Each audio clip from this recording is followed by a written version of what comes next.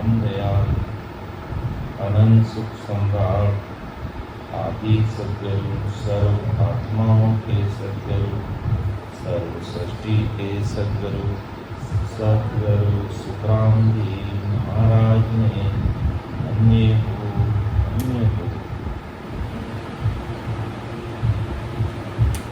परम दयाल सद्गुरु बाबा जी महाराज ने अन्य हो परम दयाल सद्गुरु शेख साहिब राधा कृष्ण जी महाराज ने अन्य हो राम सभा में राम महाराज राम सभा में उपस्थित समस्त हमारे वरिष्ठ संतों को समस्त राम संगत भाई बहनों को बारंबार कोटि कोटि राम राम सा प्रणाम। महाराज की कृपा से प्रातःकालीन सत्संग का करीब करीब लगभग 3 घंटे का सिमरन का समय हर्ष उल्लास आनंदमय वातावरण के साथ अति आनंदमय वातावरण के साथ पूरा हो रहा है। और आज ऐसा लगा इस राम सभा में उस स्वरूप साहिब और परमात्मा की सत्ता केवल रूप से घट घट में प्रकट, या ऐसा लगा जैसे अमर लोक के समस्त संत अदृश्य रूप से इस बागला राम सभा में पधार गए। वारी वारी आया वो हंसा आज आया वो हंसा संत बड़ा जी संत बड़ा जी संत बड़ा जी महाराज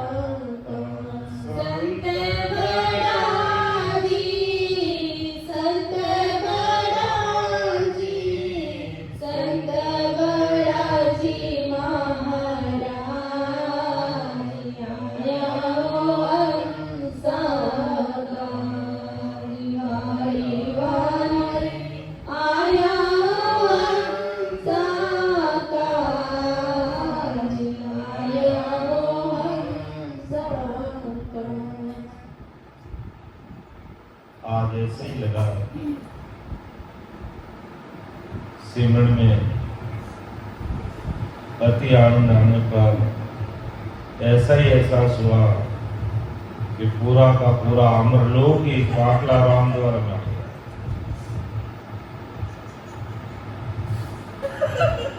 ऐसी भारी कृपा सदैव समस्त जीवों पर बनी रहे। अमर लोक के वासियों से ये आराधना प्रार्थना निवेदन करते हैं कि सदैव आप अदृश्य रूप से, सता रूप से, वैभव रूप से जीवों की सार संभाल करते रहना। ये अमर लोक सु आवजो मर्त लोक के मान, गुणियों गुण मत देख जो कृपा की जो। आप हमारे गुणों गुण न देखना, सदैव आपकी कृपा दृष्टि बने। विषय अपना ध्यान समाधि का चल रहा है और इस विषय में परमदयाल सद्गुरु सुखराम जी महाराज फरमाते कि जब ये नैन श्री हंस गौर गुफा को छोड़कर सुखमणा के अंतिम छोर को टच कर जब पार्वती सतलोक की बारी में प्रवेश करता है और यहाँ करके पहुंच जाता है और भजन में अगर ढिलाई कर देता है तो कैसी स्थिति बन जाती है, जो हमने कल की साखी में लिया था। पुनः दोहराते हुए मैं आगे बढ़ रहा हूं।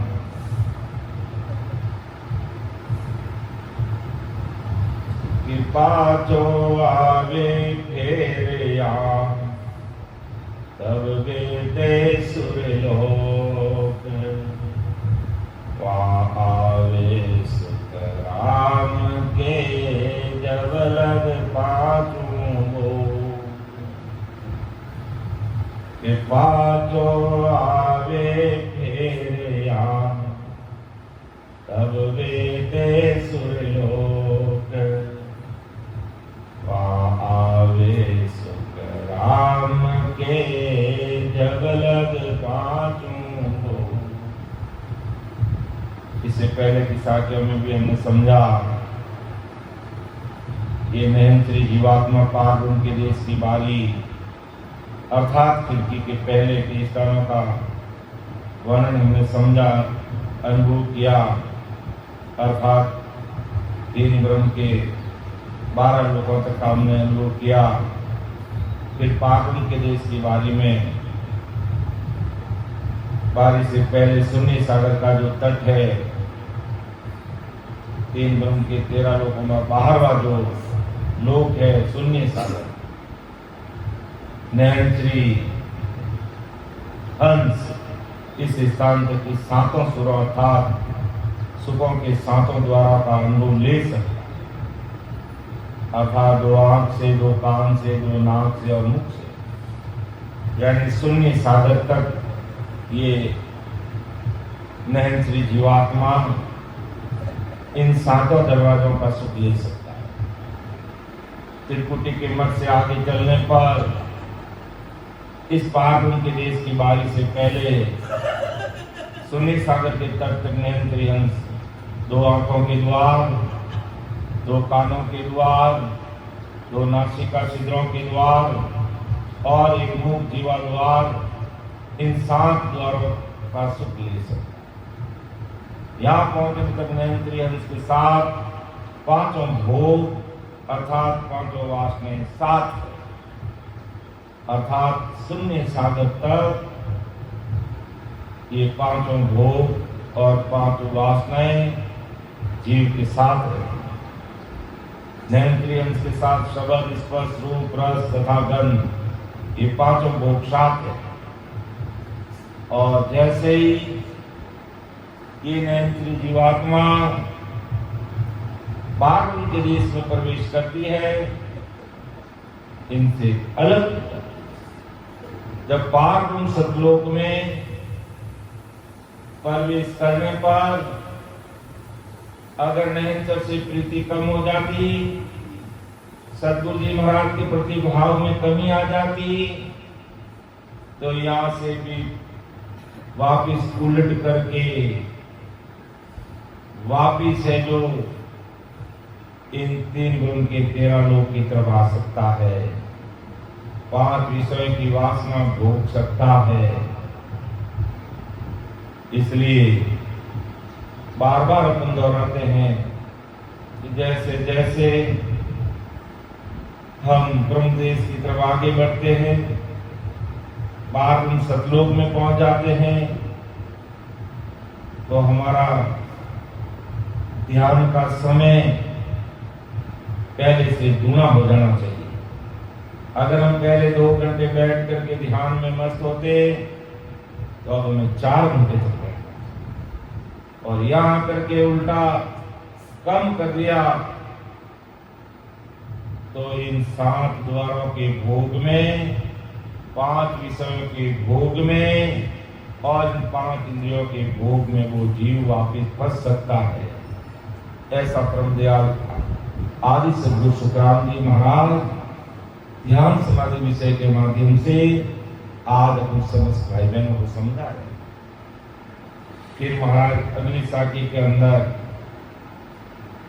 और इस विषय को विस्तार से समझा रहे हैं कि ए निस आसन इडग है और गुफा के माई, सतधाम सुख राम जी कबू के देखे जाई। कि ये नैनश्री हंस रात और दिन सुख लेने के 7 द्वारों के साथ अनुभूति लेने के लिए और 5 वासनाओं के सुख लेने के लिए रचमच रहता है। कहां तक रचमच रहता है कि जब वो घोर गुफा में रहता है, या 3 ब्रह्म के 13 लोक में रहता है, या वो सुखमना का आनंद लेगा। तो एक आसन इडक है भौर गुफा के बाद, सतधाम सुखराम जी कब देखे जाए। तो इन और 5 वासनाओं के सुख लेने के लिए रचमच रहता है, छोड़ने का मन ही नहीं करता है। आदि अनादि से ये 5 वासनाएं इस जीव के साथ रहती, इस जीव के साथ रहती। इसलिए ऐसे स्थान पर अडिग आसन लगाकर बैठा है, जो कि 5 वासनाओं का, इन 7 द्वारों का, 5 इंद्रियों का सुख में वो मगन हो जाता है, मस्त हो जाता है। इस नैनश्री हंस को ये सुख मिलते रहते हैं। तो ऐसे सुख की अनुभूति लेने के लिए भौम गोवा में अर्थात त्रिपुटी से लेकर के शून्य सागर के तट पर पहुंचकर यह अडिग आसन लगाकर बैठ जाता है तो पांच विषय को उसको सुख मिलता है। लेकिन जब उसे अमरलोक जाना होता है तो जोरावर भजन करके हमें इन तीन क्रम के 13 लोगों से आगे बढ़ना पड़ेगा। हमें इन वासनाओं से परे उठना पड़ेगा। हमें इस इंद्रियों के सुख से ऊपर उठना पड़ेगा। इन 5 तत्व के शरीर से परे होना पड़ेगा। तब जाकर हम अमर लोक के देश की तरफ आगे बढ़ेंगे। और नहीं तो भौम में अगर आसन लगा के बैठ गए तो फिर विचार करेंगे कि मुझे सतलोक कब दिखेगा, वो सतलोक परमात्मा के देश में मैं कब पहुंचूंगा। तो निज मन में ऐसी चाहना कि सतधाम में पहुंचे। निज मन तो यही चाहता कि मैं जल्दी से जल्दी अमर देश की प्राप्ति कर लूं। लेकिन ये अपमान, ये मन, ये वासनाएं, ये इंद्रिया मां शून्य सागर तक के सुख छोड़ना नहीं चाहते। इस कारण से ए निस आसन इडग है भंवर गुफा के माई सतधाम सुख राम जी कबो देखे जाई। तो महेंद्री हंस रात और दिन शून्य सागर के तट पर रहते उसके आगे के सतधाम को देखने के लिए व्याकुल होता है। उसमें तलब लगती है, पीड़ लगती है कि कब मैं ससुर साहिब उस परमात्मा के देश में पहुंचूं। ऐसा सतधाम कब देखने को मुझे मिलेगा। नैन हंस जो निरंतर अखंड ध्वनि का अनुभव करते हुए ध्यान में मां शून्य से शून्य सागर की लहरों की अनुभूति करते हुए और ध्यान में ऐसा प्रतीत होता कि मां शून्य से शून्य सागर तक कोई हलचल हो रही है। अपन कहते हैं ना कि शिव ब्रह्म अपना ये तालवा है। इस शिव ब्रह्म से आगे मां शून्य और शून्य सागर की तरफ बढ़ते हैं तो ध्यान में ऐसी लहर की तरफ लहर उठ रही ऐसा अनुभव में आता है या कुछ रेंग रहा है। ऐसी अनुभूति उस नैनश्री जीवात्मा को आती है और उसके मन में ये भी विचार आता है कि कब मैं इस पार सत्यों को पार करूं, कब मैं सिद्धलोक को पार कर उस शिला वज्रपौल को खोलकर मैं कब परमात्मा के देश की प्राप्त करूं। ऐसी उसके अंदर व्याकुलता आ जाती है। ऐसी उसमें तलब लगने लग जाती है कि सत्यधाम सुखराम जी कब देखे जाए। तो दिन रात ऐसी रेंगने जैसी अनुभूति उसको आती रहती है जब वो हमारा जो 10वें द्वार के निकट पहुंचता है। और कई भाई बहन अपने अनुभव में ही बताते हैं कि यहाँ कुछ हो रहा है, यानी कुछ रेंगने जैसी अनुभूति आती है। तो इसका मतलब बिल्कुल वो जीवात्मा नैनश्री जीवात्मा 3 ब्रह्म के 13 लोक के अंतिम छोर की तरफ आगे बढ़ रहा है, अर्थात पारब्रह्म सतलोक की तरफ वो आगे बढ़ रहा है। ऐसा उसको अनुभव में आने लगता है। तब ये बात पक्की हो जाती है कि वो पारब्रह्म सतलोक की तरफ आगे बढ़ रहा है, ये नैनश्री जीवात्मा। फिर महाराज पारब्रह्म सतलोक में जब पहुंच जाता है तो उस पारब्रह्म सतलोक में कैसी अनुभूति आती है। अगली साखी में महाराज इसको विस्तार से हर चीज को खोल करके हम सबके सामने रख रहे हैं कि ऐसी गत करतार की कहाँ सुनाऊं आन, रूपन नर से रंग सो सुखिया नाद बखान। के ऐसी गत करतार, यहाँ करतार का मतलब पूर्ण काल पार देश की बात कर रहे महाराज। कहाँ सुनाऊं आए कैसे बताऊं आप लोगों को उस घोर काल परमात्मा की घोर काल की कैसी गति है, उस करतार की कहां सुनाऊं आए। रूपन दर से रंग सो सुखिया नाद बखान। बारी के पहले की स्थिति अपना चित्र से समझा, अनुभव भी किया। अब इस आखिर में महाराज इससे आगे पागुन सतलोक अर्थात सतधाम की स्थिति समझने का प्रयास है। यानी सतधाम का मतलब घोर काल पागुन सतलोक की बात है। अभी हमारा सतरूप साई परमात्मा का जो देश है अभी उससे दूर है, हम उस देश के निकट पहुंच रहे हैं। लेकिन उससे पहले घोर काल जो करतार सृष्टि रचना करने वाला उसकी गति कैसी है वो हमें, ये करतार का देश है अर्थात ये पार ब्रह्म घोर काल का देश है। तो आदि सदगुरु शुक्रानंद जी महाराज की दी हुई वाणी की प्रथम सृष्टि रचना में, प्रथम सृष्टि रचना में भी इस घोर काल की बात बताई गई अपना रचना ग्रंथ के अंदर। और आदि में समस्त जीव उस घोर काल पार ब्रह्म में ही थे।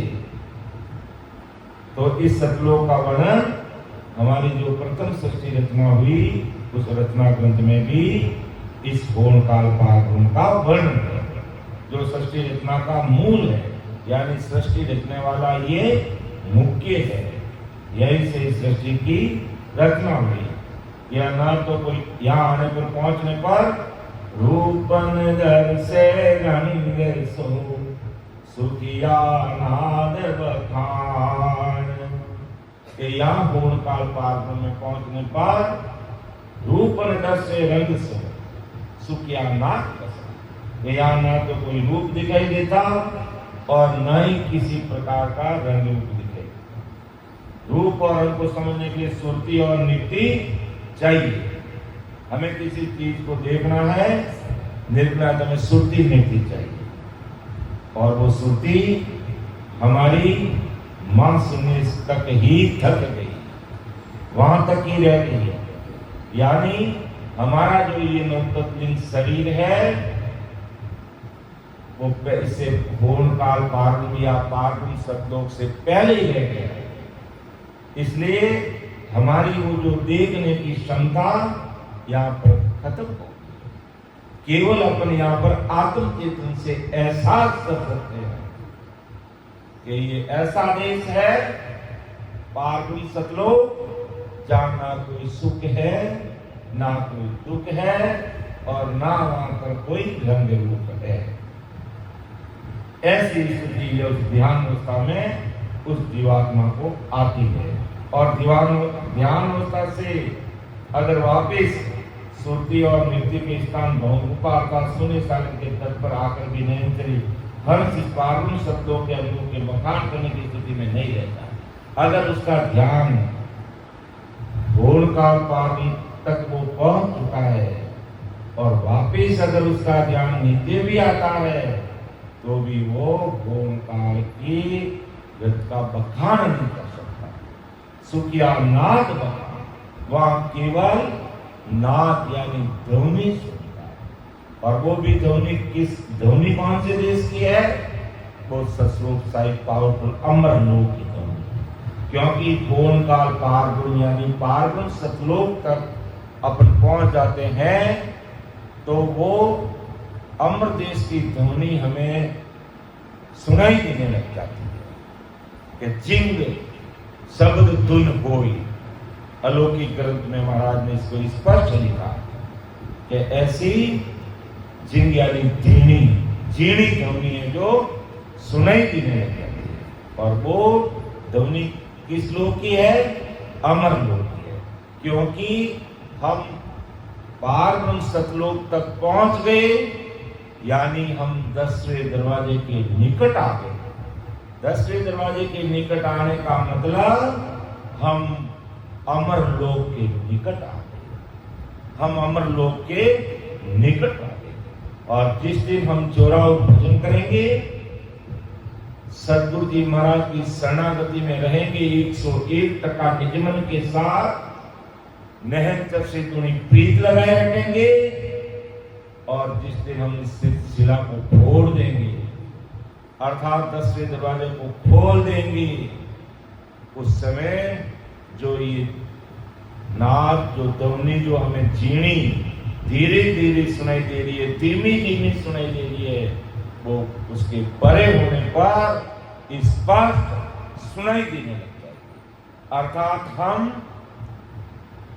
अर्थात हम सुक्मणा के शून्य से पार ब्रह्म के शून्य में पहुंच गए, और पार ब्रह्म के शून्य को पार करके जब हम परम शून्य में पहुंच जाएंगे, 10वें दरवाजे के परे हो जाएंगे, जब उस परम शून्य में पहुंच जाएंगे, तब वहां जाने पर हमें परम सुख मिलने लग जाएगा। परम का मतलब सर्वश्रेष्ठ सुख, और सर्वश्रेष्ठ सुखों का उद्देश्य, उसकी अनुभूति आएगी, अर्थात अखंड सता समाधि में लीन हो जाएगी, वो अखंड ध्वनि सुनाई देने लग जाएगी, हम उसमें मस्त हो जाएंगे, मगन हो जाएंगे, और संसारिक मोह बंधनों से हमें मुक्ति मिल जाएगी। अर्थात हमेशा अपन बोलते हैं कि शरणो सतगुरु दयाल को, मुख हृदय हरि नाम, नित पथ संगत साधकी, आजीवन मुगत सुख राम। जीवन मुक्त, जीते जी हमारी मुक्ति हो जाएगी, अर्थात भवसागर के सारे बंधनों से मुक्त होकर के अपन परम मोक्ष की तरफ पहुंचेंगे, 10वें दरवाजे के परे होंगे, परम शून्य में पहुंच गए, परम मोक्ष में पहुंच गए, अति आनंद की अनुभूति हमें होने लग जाए। पूरी विनती अपन जो शरण बोलते हैं, ये पूरी विनती ये है। अब ना जाने यहाँ आप लोगों को या तो पता नहीं है, या कोई संतों ने इसको बताया नहीं है, बाकी अपन जो शरण बोलते हैं, ये पूरी विनती ये है कि शरणो सतगुरु दयाल को, मुख हृदय हरि नाम, नित पथ संगत साधकी, आजीवन मुगत सुख राम। नमो नमो सुख राम जी, राम संत गुरुदेव, जन राघो वंदन करे, चरण कमल की से, निमो राम केवल ब्रह्म, सतगुरु सत भगवन, जन सुख सारंगी वंदन करे, आद अंत के संत। यहाँ तक ये पूरी विनती है। और सुखशांत जी महाराज ने जब महाराज की वाणी का संकलन किया और संसार के लिए जब इसको लॉन्च किया गया, संसार के लिए जब इसको पढ़ने के लिए रखा गया, उसी समय से यही विनती बोलते हैं। हमारे राजस्थान में सभी इसी को बोलते हैं, लेकिन इधर सारे लोगों को ध्यान में नहीं होने के कारण नहीं बोलते, कोई बात नहीं। लेकिन परम दयाल सद्गुरु सुखराम जी महाराज का नाम ले लिया तो सब बातें हो जाती है, तो कोई चीज बाकी रहती नहीं है। बाकी ये पूरी विनती ऐसे रहती है। तो कहने का तात्पर्य है, जब वो सुखमणा के शून्य से निकलकर पारब्रह्म के शून्य में पहुंचता, और पारब्रह्म के शून्य से 10वां दरवाजा खोल के परम शून्य में अर्थात अमरलोक में पहुंचता है, वहां जाने पर ही ये परम मोक्ष की प्राप्ति करता है। पूर्ण काल पारब्रह्म तक रहता है, तब तक तो उसको ना कोई रूप, ना कोई रंग, किसी प्रकार की अनुभूति नहीं आती है। केवल जीनी जीनी धीरे धीरे वो अमर देश की ध्वनि उसे सुनाई देने लगती है कि ऐसी गत करतार की कहाँ सुनाऊं आन, रूप नर से रंग सो सुखिया माधव खान। अब पार्वण सतलोक में पहुंचने पर और कैसी अनुभूति आती है, और कैसा मन में एहसास होता, कैसी फीलिंग आती है, वो महाराज अगली साथी में और इसको क्लियर कर रहे हैं और इसको अच्छी तरह से समझा रहे हैं कि जब हम पार्वण सतलोक में पहुंचे कि ज्यों निंद्रा में नर पड़कर हंस कड़ा जुग भूल, या थे सुख राम के हंसे हो सुख सोल। ये पार्वण सतलोक के अनुभव की बात महाराज समझा रहे हैं और वास्तव में ये प्रैक्टिकल अनुभव यह है कि जैसे जीव की स्थिति सुसुप्ति अवस्था में कैसे होती है, सपना में उसको कैसे लगता है, नींद की स्थिति में कैसी स्थिति बनती है, वो स्थिति वहां बनती है। अर्थात उस जीव को जगत का आभास नहीं रहता। जब वो ओंकार पार्वण की बारी में प्रवेश कर लेता है या पार्वण सतलोक के देश में प्रवेश कर लेता है तो जगत का आभास धीरे धीरे खत्म होता है, उसको जगत का आभास नहीं रहता। और इसी प्रकार नेत्रिहन पार्वण सतलोक में निद्रा का सुख समझता है, निद्रा के जैसी स्थिति हो जाती है। और जबकि उसको निद्रा आती नहीं, निद्रा जैसी स्थिति बन जाती है।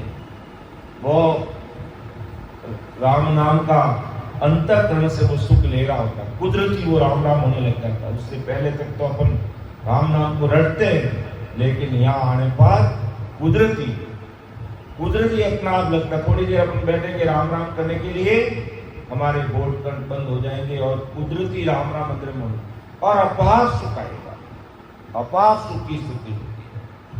जैसे अभी अपन 3 घंटे के लिए भजन सुमन में बैठते हैं, 2 घंटे के लिए भजन सुमन में बैठते हैं और यहाँ तक पहुँचते हैं या इससे आगे तक पहुँचे हैं, वो बैठते ही थोड़ी देर अपन राम राम अपने मुख से करेंगे और अपना आप वो होठ कंठ जीभ बंद हो जाएगी और वो अपना आप अपने को लेकर कुदरती राम राम हो रहा है, हमें करने की आवश्यकता नहीं रहती है ऐसी स्थिति। और उनको लगेगा मुझे नींद आ रही है क्या, जबकि वास्तव में उसको नींद नहीं आती, लेकिन निद्रा जैसी स्थिति बन जाती है जब पार्वण सतलोक में जब हमारी ये नैत्री जीवात्मा अर्थात ये परमहंस नवतत्लिंग शरीर से अलग होकर के पहुंच पाता है, तब ऐसी स्थिति बनती है। तो ऐसे ही निद्रा जैसी होता इस सतलोक की, और नैत्री हंस अच्छी तरह से सुसुप्ति जैसे सुख समझता है और इस पार्वण सतलोक में ध्यान के समय कोई अनुभव नहीं आता, क्योंकि वहां पर सुख भी नहीं है, वहां पर दुख भी, सुख भी नहीं है, दुख भी नहीं है, ऐसी स्थिति उसकी बन जाती। अगर सुख दुख होता तो उसको अनुभव में बताता कि मुझे ऐसे सुखों की अनुभूति हुई, मुझे ऐसे दुखों की अनुभूति हुई, लेकिन सुख और दुख से वो न्यारा हो जाता है और यहां तक उसकी इच्छा रूपी जो माया है वो खत्म नहीं होती। इस कारण से अगर जीव यहां तक पहुंचते पहुंचते सावचेत होकर के आगे जो अमर लोक देश में पहुंचने की चाहत वो लगाए रखता है, तब तो वो आगे बढ़ जाता है। और यहां आकर के मान लेता मुझे तो कुछ भी मालूम नहीं पड़ रहा है, कई बार ऐसे भ्रम पैदा हो जाते हैं।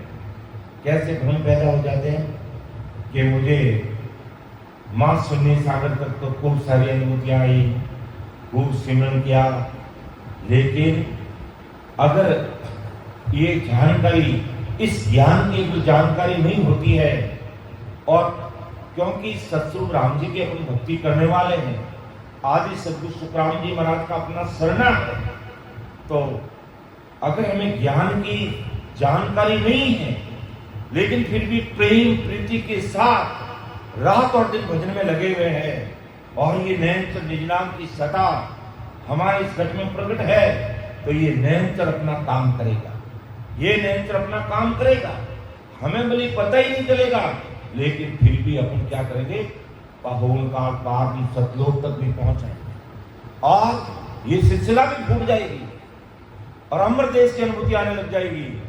लेकिन जानकारी नहीं होने के कारण जैसे कोई नेत्र जीवात्मा होमकाल पावन तक पहुंच गया, उसे कोई ज्ञान नहीं है, वाणी जी महाराज को भी नहीं पढ़ा है, ना सुना है, लेकिन सिमरन में रात और दिन लगा हुआ है। वो सिमरन काम करेगा, वो निरंतर काम करेगा और यहां तक पहुंच गया। अब यहां आकर के ज्ञान की अति आवश्यकता है।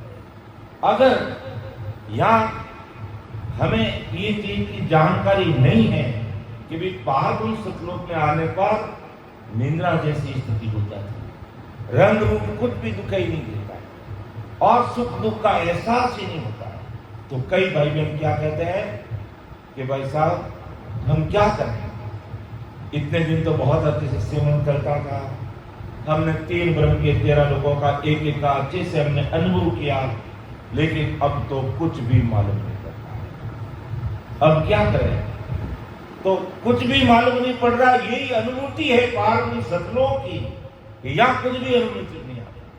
अब यहाँ ये जानकारी नहीं होने पर वो भजन सिमरन से थोड़ा दूर हो जाता है। अब भजन सिमरन क्या करेंगे, थोड़ी देर बैठते हैं, उसके बाद में कुछ होता ही नहीं है और नींद आने जैसी स्थिति बन जाती है, कुछ भी नहीं दिखता है, क्या करें, ये क्या हो गया मेरे।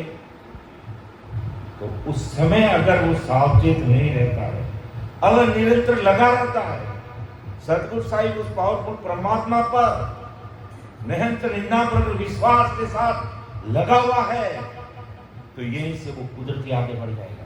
और नहीं तो उनके मन में भ्रम उत्पन्न हो जाएगा कि अब मैं क्या करूं, मुझे तो। ऐसे कई भाई बहनों ने अपने अनुभव शेयर किए, बताया कि भाई अब क्या करें। अरे भाई अब क्या करें, आपको कुछ भी फीलिंग नहीं हो रहा, यही एक अनुभूति है, आपको लगे रहना, आपको लगे रहना है। कुछ भी अनुभव नहीं आ रहा, फिर भी हमें 2 घंटे 3 घंटे एक आसन पर बैठना है। ये मुख सिमरन बंद हो जाए, चिंता मत करो, अपना आप हो रहा, चिंता मत करो, बंद करना नहीं है, अपना आप हो गया, होने दो और उसका आनंद की अनुभूति लो। अपना आप इसके आगे सिद्ध शिला की अनुभूति आएगी, लेकिन पहले भ्रम पाल के बैठ गए तो सिद्ध शिला की अनुभूति, वो सिद्ध शिला का प्रकाश कि वो गोल गढ़दस्ती है, चांदी जैसा उसका कलर है, सोने की झाई उसमें दी हुई है, ऐसी वो दृष्टि दिखेगा ही नहीं, वो तो पहले भ्रम है। और हुआ ऐसा, सुखचांद जी महाराज ने नाम की प्रतीक भक्तमाल में, नाम की प्रतीक भक्तमाल में एक भगत के बारे में लिखा कि 50 साल से वो 50 इयर्स 50 वर्षों से वो रात और दिन सिमरन में लगा हुआ, और ऐसी हरि कृपा हुई कि वो करते करते राम जी के देश में मिल गया, अमर लोक में मिल गया, अखंड सुख में मिल गया। अब उसको कुछ भी एहसास, कुछ भी आनंद के अलावा उसको कुछ भी मालूम नहीं पड़ रहा, वो आनंद में इतना मस्त मगन हो गया।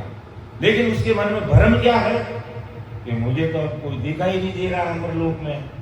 अरे वो निराकार, निराधार, निर्विकार सतरूप साई पावरफुल परमात्मा का देश, जहाँ वो आनंद पद है, आनंद की अनुभूति के अलावा क्या दिखेगा वहां, वो आनंद ही आनंद है। लेकिन फिर भी उसके मन में भ्रम पैदा हो गया कि मैं अमर देश की प्राप्ति हुई, मुझे तो कुछ कोई आकार में कुछ कोई दिखाई नहीं। कहते संसार की भक्ति करते हैं तो घट पर्चा भी होता है और बाहर का पर्चा भी होता है, तो मुझे तो ना कोई घट पर्चा हुआ ना कोई बाहर का पर्चा हुआ, ऐसा उसके मन में भ्रम पा गया। जबकि अब वो तो राम जी का रूप ही हो गया, कोई बाकी नहीं रहा। तब उसके पड़ोसी को पूछा कि भाई तू क्या करता है? मैं तो नरसिंह भगवान की भक्ति करता हूं। क्या नरसिंह भगवान तुम्हें कभी दर्शन दिए? कि बिल्कुल, जब भी मैं याद करता हूं नरसिंह भगवान मेरे सामने आके हाजिर रहते हैं। तो भी तेरी भक्ति जोरदार है, मैं तो सतरूप साईं राम जी की भक्ति कर रहा हूं, मुझे तो आनंद कर रहा हूं और कुछ भी मालूम नहीं पड़ रहा है, मुझे दिखाई कुछ भी नहीं दे रहा। तब तो फिर क्या करना, तुझे देखना नरसिंह भगवान को। हाँ भी देखूंगा। तो उसने क्या किया कि नरसिंह भगवान का ध्यान करना शुरू कर। और जैसे ही उसने नरसिंह भगवान को याद किया और वो नरसिंह भगवान आकर के पीछे खड़े हुए और पीछे खड़े होकर के का भगत कैसे याद किया कि आप कौन हो, कि तूने किसको याद किया, कि मैंने तो नरसिंह भगवान को याद किया, मैं नरसिंह भगवान हूं। तो भला भला पधारिया, अच्छा हुआ, तो आप सन्मुख आओ, मेरे सामने आओ, मैं आपको प्रणाम करूं, नमस्कार करूं। क्यों भगत, तू सत्संग साई पावरफुल परमात्मा की भक्ति करने वाला है। तेरे रोम रोम में वो सतगुरु साहिब की सदा रम रही है और तेरे शरीर का इतना तेज है कि मैं उसको सहन नहीं कर सकता, अर्थात मैं तेरे सामने आकर के खड़ा नहीं हो सकता। इसलिए माफ करना, मैं तेरे आगे नहीं आ सकता। इतनी बात सुनते ही उस भगत को कॉन्फिडेंस आया, का भला भला आया, मेरा अंदेशा मिटाया। क्या भले पधारे, मेरा अंदेशा था वो मिट गया कि ऐसे अवतार भी मेरे सामने नहीं आ सकते। ऐसे वो मेरे ससुर साई परमात्मा की भक्ति का तेज मेरे अंदर समाया था। तो इस प्रकार कभी ऐसे भ्रम में नहीं रहा। पूर्ण काल पार तक आते आते कुछ भी अनुभव नहीं आता, सुख दुख किसी का एहसास नहीं होता है, सिमरन भी बंद हो जाता है और निद्रा सपने जैसी स्थिति बनने जाती। नींद में कैसे सुख लेते हैं, ऐसे सुख की अनुभूति हो जाती है और कुछ भी मालूम नहीं पड़ता है। यही पूर्ण काल पार देश की अनुभूति है। तो इसमें हमें कहीं भ्रम में नहीं पड़ना और हिम्मत के साथ अधिक से अधिक ध्यान में बैठ और सुना। तो जीव निंद्रा में नर पौड़ कर हंस का युग भूल, यूं होते सुख राम के हंसे ओ सुख सूल। कैसे सुख उसको मालूम पड़ने लग जाता है, जैसे निद्रा में उसको कैसे सुख की अनुभूति होती है हमें। फिर यहाँ आते आते हमारा ध्यान कहाँ रहना चाहिए, अमरलोक की तरह। अमरलोक की तरह हमारा ध्यान रहेगा तो धीरे धीरे धीरे धीरे हमारे जैसे जैसे कर्मों का खात्मा होगा। रात और दिन सिमरन करने की जरूरत क्यों है कि संचित कर्मों को काटने के लिए सिमरन ही जरूरी। उसके बिना संचित कर्म कटेंगे और संचित कर्म कटेंगे तब ही हम 10वें दरवाजे के परे हैं, उससे पहले हो नहीं सकते। इसलिए कोई सिमरन छोड़ना नहीं है, रात और दिन दूनी प्रीत के साथ लगना है। तो फिर क्या स्थिति बनेगी जो महाराज अगली साखी में हमें बता देगा कि निरखत निरखत जीवन को सवे चैन मिट जाई, जीव नर को सुख राम के निंद ग्रास्यो आई। निरखत निरखत यानी देखते देखते ध्यान में कि निरखत निरखत गीगन को सबे चैन मिट जाई, जीव नर को सुख राम के नींद ग्रास्यो आई। जब श्री हंस अपनी नियुक्ति केंद्रित करके ऊपर 10वें द्वार की तरफ निकलता, जब हम पूर्ण काल पार सतलोक में पहुंच जाते हैं तो वहां हमारा अगला ठिकाना क्या होना चाहिए, 10वें द्वार। हमारा ध्यान वहीं लगाना चाहिए। हमारी निवृत्ति स्मृति तो थक जाती है, लेकिन निवृत्ति अर्थात निवृत्ति की वो जो सतनेट खुले में उस दिव्य दृष्टि से हमें हमारे 10वें दरवाजे की तरफ भी हमें ध्यान लगाए, उसी को देखते रहना, तब हम उसकी तरफ आगे बढ़ते रहेंगे। हमारा ध्यान 10वें दरवाजे की तरफ ही होना चाहिए। तो निरखत निरखत घिगने सबे चैन मिट जाई, जिमनर को सुख राम के निदगरा स्यो आई। तो इस प्रकार नृत्य निहारते रहता है। तब सदगुरु के प्रताप से पार उनके देश की बाग में वो चला जाता और हंस पावन सतलोक में पहुंचने की निशानी ऐसे कि सभी चैन अनुभूतियां उसकी लुप्त, यानी पावन सतलोक से पहले की जितनी भी 3 ब्रह्म के 13 लोकों की अनुभूतियां जो हमें त्रिकुटी से इस सुकमना के द्वार में प्रवेश करके ली थी, वो सारी है जो लुप्त हो गई। अर्थात वो सारी अनुभूतियां हमें अनुभव में नहीं आती, वो सारी अनुभूतियां मिट जाती है। और ध्यान में ऐसी स्थिति बनती है कि जैसे निद्रा और सिर में झटका सा लगता है। जब हम ओंकार पावन देश में पहुंचते हैं तो फिर उसके ऊपर की हमारी जो ये हिलाड़ी है ना, सिलसिला, इसको फोड़ने के लिए झटके लगते हैं। और वास्तव में इसका प्रैक्टिकल अनुभव मैंने भी किया इस चीज का। जब यहां तक पहुंचे तब नींद की स्थिति, अब अपन कहेंगे कि जब हम देश में पहुंचे तो निंद्रा की स्थिति क्यों बनती है? इसका विशेष कारण क्या है? क्योंकि जब किसी चीज को फोड़ना होता है, जब किसी चीज को तोड़ना होता है, जब किसी चीज के टुकड़े करना होता है तो कितना दर्द होता है। आज अपन को कहें हमारी इस अंगुली को तोड़ना है, इस अंगुली को हमें तोड़ना है और तोड़ दो इस अंगुली को आकर के, तो कितना दर्द होगा, असहनीय दर्द होगा, मुझे सहन भी नहीं होगा और मैं रोने लग जाऊंगा बुरी तरह से। एक डॉक्टर के पास जाते हैं, मान लो यहाँ लग जाती है तो उसको अगर वापिस टाँके लगाते हैं, कितना असहनीय दर्द होता है। और जब उसको सुन कर देते हैं तो सुन करने पर फिर टाँके लगाएंगे या फिर अंगुली को काट भी देंगे तो हमें पता नहीं चलता। डॉक्टर ऑपरेशन करता है तो ऑपरेशन करने से पहले उसको उस जगह को सुन कर देता है।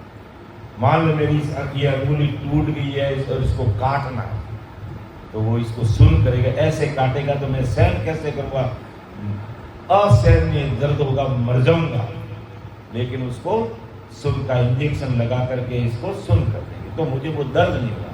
तो जब हमें गुणकाल पार तक पहुंचते हैं और उसके ऊपर की शिला को फोड़ना होता है, असहनीय दर्द होता है, झटके लगते हैं और वो भी नींद में लगते हैं और निद्रा की अवस्था में ऐसी स्थिति बनती है।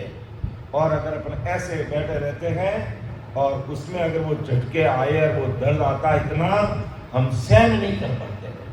इसलिए सतगुरु साहिब पावरफुल परमात्मा की कृपा से ऐसी स्थिति कुदरती बनती है।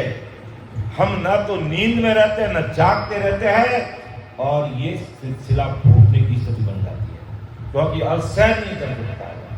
वो असहनीय दर्द अगर अपन ऐसे जीते जागते बैठे और कोई कह रहा है हमारे यहाँ कोई टूट रहा है, फूट रहा है, तो हम जब त्रिकुटी में आते हैं, कनपटियां बढ़ती है तो वो कितना दर्द होता है तो भी हमसे सहन नहीं होता है। लेकिन यहाँ पर निद्रा की स्थिति नहीं बनती है, लेकिन बड़ा भारी दर्द होता है। लेकिन यहाँ आने पर इससे कई गुना दर्द होता है। लेकिन जब वो निद्रा की स्थिति बन जाती है, सपने की स्थिति बन जाती है, तो दर्द तो कई गुना होता है, लेकिन हमें उस निद्रा के कारण, उस सुसुप्ति अवस्था के कारण उसका एहसास नहीं होता है। हमारा ध्यान उसमें लगा रहता है, कुदरती भक्ति भजन होता रहता है और एक दिन जैसे ही हमारे कर्मों का खात्मा हुआ, ये सिलसिला फूट जाए और 10वें दरवाजे के पारे हो जाएंगे और इस मायावी जगत से कुदरती एक तरफ हो जाएंगे। और फिर उसकी आगे की कैसी अनुभूति आएगी, वो भी महाराज सिलसिला तक पहुंचने पर कैसी अनुभूति आएगी, वो भी महाराज ने साक्ष्य में लिखा। सिलसिला फूटने के बाद अमर देश की तरफ बढ़ते हैं, वहां कैसी अनुभूति आती है, वो भी पूरे ध्यान से समझ लेगा। इसलिए जो भी भाई बहन यहाँ तक पहुंचते हैं, वाणी जी महाराज सबके घर पे रहेंगे, तो अपन को इन साखियों को पढ़ना चाहिए, समझना चाहिए, और फिर ध्यान में बैठते हैं तो हमें अपना कॉन्फिडेंस आएगा कि महाराज ने ऐसा ही कहा है कि भी कई भाई बहन कहते मुझे तो नींद क्यों आ रही है। अरे भाई नींद की अनुभूति है, नींद आती है, इसलिए घबराना नहीं। इसलिए ज्ञान के साथ में ध्यान करना जरूरी है, और इस ध्यान समाधि विषय को भी लेना बहुत जरूरी है। बहुत गहरा विषय है, लेकिन समझना बहुत जरूरी है, क्योंकि हमें अमर देश में जाना है। हमें 3 ब्रह्म के 13 लोगों तक नहीं रुकना है, हमें पार ब्रह्म सतलोक तक नहीं रुकना है, हमें सिलसिला के नीचे नहीं रहना है, हमें उससे आगे जाना है।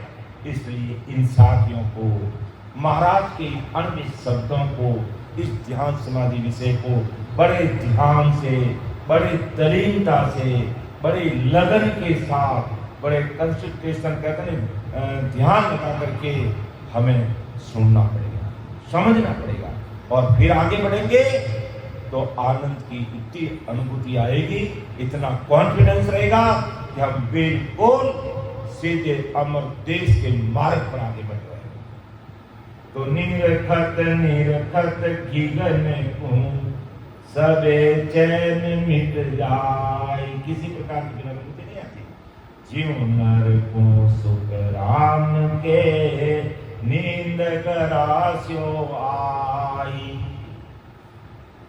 जब अपन जगत में दिन भर काम करते हैं, शाम तक थक जाते हैं और रात में नींद में सो जाते हैं, तो नींद में सोने पर हमें दिन भर क्या काम किया उसकी अनुभूति थोड़ी रहती है। अपन बिल्कुल न्यूट्रल हो जाते हैं और एकदम शरीर को शांति मिल जाती है, और शरीर को रिलैक्स मिल जाता है, थकान उतर जाती है, और एकदम हम फ्रेश हो जाते हैं, एकदम ताजा हो जाते हैं। सवेरे उठते तो कैसा एकदम ताजा तरोर हो जाते हैं। तो इसी प्रकार जब इस पावन सतलोक में पहुंचते हैं और नृत्य ध्यान गगन मंडल में लगाते लगाते 10वें दरवाजे पर ही हमारा ध्यान रहना चाहिए, और कई ध्यान रहना चाहिए। जब हम भजन में बैठते हैं तो हमारा ध्यान, जब यहाँ पहुंचते हैं तो हमारा ध्यान 10वें दरवाजे पर ही होना चाहिए। ये 10वें दरवाजे की छोटा खड्डा है। फिर महाराज अगली साथी में इसको और खोल रहे और विस्तार से समझा रहे हैं कि ऐसी विद सतलोक की कहत बने नहीं कोई, जो जाने सुख राम जी सो मेरा गुरु होई। देखो कितनी बड़ी बात है। ऐसी विद सतलोक, इस पावन सतलोक ऐसे कहत बने नहीं कोई, कहने में नहीं आता। जो जाने सुख राम जी सो मेरा गुरु। कितनी बड़ी पद्धति कि मेरे गुरु महाराज के बराबर गुरु होगा। और जब घोर का पार को पार करके अमर देश में पहुंच जाएंगे तो गुरु शिष्य का संबंध ही मिल जाता। वहां पर गुरु शिष्य नहीं रहते हैं, वहां सबको सदगुरु पदवी रहती है और सब एक समान रहते हैं। अर्थात वो मेरे गुरु पर गुरु महाराज के बराबर होता है। अगर ऐसी अनुभूति लेकर के वो अमर देश की तरफ बढ़ रहा है, अर्थात जैसा अभी हमने समझा और अनुभव किया कि बारी अर्थात खिड़की के पार पार सतलोक में रहने के इसको कोई अनुभूति नहीं आती, क्योंकि निर्गत निर्गत सभी चैन निकल जाए। सारे चैन तमाशे, मायावी जगत की दिखने वाली बातें, माया के अनुभव सारे के सारे खत्म हो जाते हैं, क्योंकि अनुभूति लेने के द्वार भी नहीं रहते। क्योंकि अनुभूति खत्म क्यों हो जाती है कि हमारी ना तो ये आंखें रहती है, ना हमारे ना काम करता, ना आ काम करता, ना काम करता, ना कोई मुंह काम करता, ना हमारी सुरता काम करता। अर्थात ये नौतन दिन शरीर ही पहले रह जाता है। जो अनुभूतियां ले रहे हैं वो इसके द्वारा ले रहे हैं, और जब ये शरीर ही एक तरफ रह जाता है तो चैन तमाशे कुदरती मिल जाते हैं, क्योंकि सभी द्वार नौतत्लिंग शरीर सुरती इत्यादि सब के सब पीछे है। इसलिए इस पावन सतलोक की विधि यहाँ की रीति कुछ भी कहने में नहीं आती, समझ से परे हो जाती है। और यहाँ की विधि इस पावन सतलोक की रीति का वर्णन भी केवल संत कर सकते हैं। अर्थात जो भजन करने वाले सिमरण करने वाले जो भाई बहन हैं वही बता सकते हैं। इसलिए ये ध्यान समाधि का विषय सिमरण का विषय है। सिमरण के बिना ये अनुभूतियां नहीं आती। सिमरण के बिना ऐसी समझ विकसित नहीं होती है। सिमरण के बिना हमारी ऐसी बुद्धि नहीं बनती है। इसलिए हमें अधिक से अधिक सिमरण करेंगे और इन साथियों को बार बार पढ़ेंगे, समझेंगे तो सब चीज समझ में आएगी। और जब प्रैक्टिकल हमारे शरीर में ये अनुभव घटित होगा तब हमें पूरा विश्वास आएगा।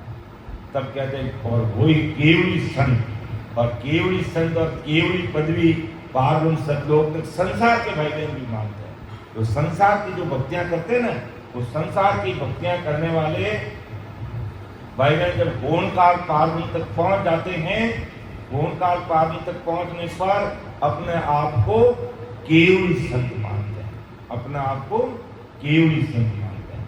जब गौण काल तक संसार की भक्तियां करते हुए, मायावी भक्तियां करते हुए अगर कोई यहाँ तक पहुंच जाता है और वो अपने आप को केवली संत कहता है, तो महाराज ने कहा मेरा देश निकेवल है।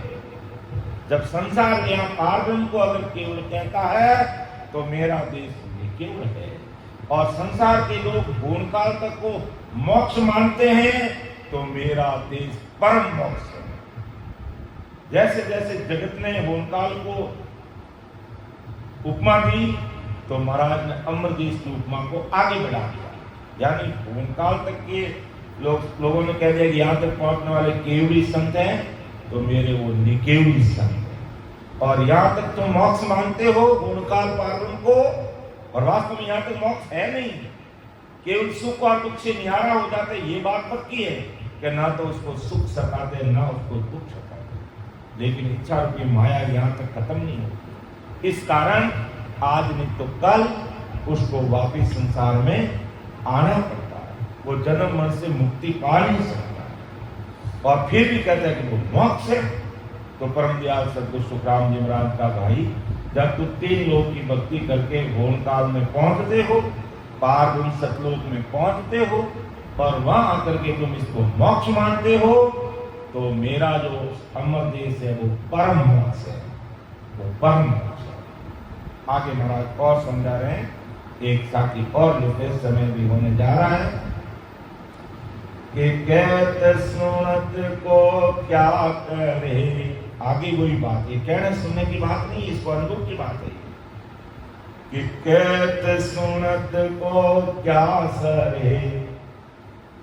बड़े ध्यान से समझना इसको, बहुत गहरे शब्द महाराज के कि कहत सुनत को क्या सरे, देखा ही सुख होई, बिन पूता सुख राम जी, वेदन आवे कोई।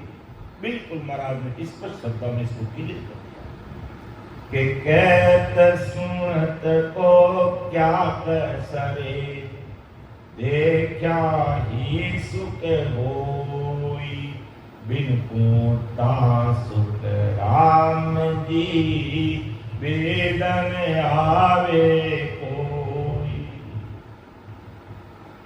कि कहने सुनने की बात नहीं, कहने सुनने से ही काम नहीं सरेगा। कहने सुनने से ये काम सरने वाला नहीं है कि मान लो मैंने आपको कह करके सुना दिया कि पारब्रह्म सतलोक के अनुभव है, क्या इससे तुम्हारे अनुभव आ जाएंगे? नहीं। देखिए सुख हो, उसके लिए अपन को 2 घंटे 4 घंटे बैठ करके सिमरण करके ध्यान लगा करके भजन करेंगे, तब ये सारी अनुभूति आएगी। और वो ही सत्य चीज है, बाकी कहने सुनने से काम नहीं बनेगा। देखिए सुख को, देखने को सुख मिलेगा।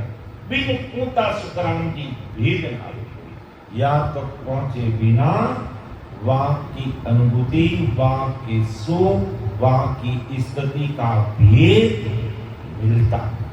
और वास्तव में जब महाराज की इस प्रकार की साखी अपन सुनेंगे, समझेंगे और उसके अनुसार रात और दिन निस दिन राम नाम लिव लागी।